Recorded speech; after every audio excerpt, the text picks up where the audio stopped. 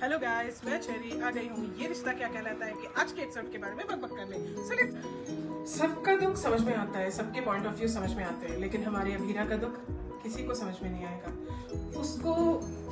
उसके बारे में हम क्या ही बोले। बेचारी इतने अच्छे से अपना लाइफ सेट समझ रही थी, इतना खुश होकर अपने बेटे के साथ टाइम बिता रही थी, लेकिन फिर अचानक बॉम्ब गिरा उसके जिंदगी में कि उसका बेटा उसका नहीं है।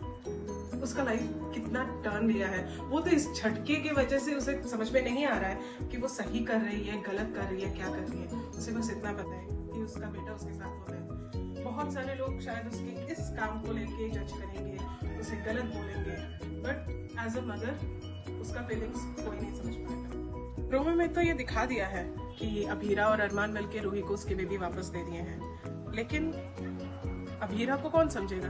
अभीरा का दुख कौन समझेगा? अरमान भी शायद नहीं समझ पाएगा।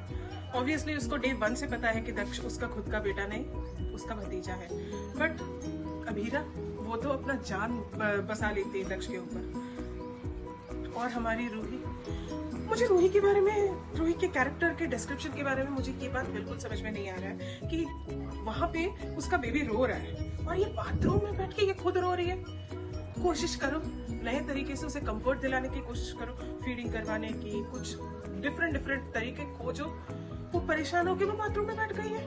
आई एम श्योर यहाँ पे अभीरा होती तो वो जी जान लगा के, इनफैक्ट आपने स्टार्टिंग के एपिसोड्स में देखा है कि दक्ष जब रो रहा था, चुप नहीं हो रहा था, तो अभीरा जी जान लगा के कोशिश करके फाइनली दक्ष को कंफर्टेबल फील करवा ली है। वो दक्ष का आदत बन गई है।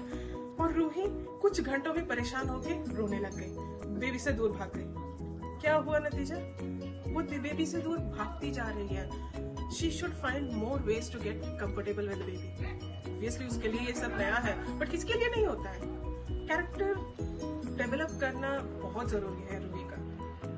ये था आज का ये रिश्ता क्या कहलाता है के बारे में मेरा बकबक। आप अपना बकबक लेके हमारे कमेंट सेक्शन में जरूर भरिएगा। Don't forget to like, share and follow us. Keep watching Cherry Bakbak for more videos. Bye.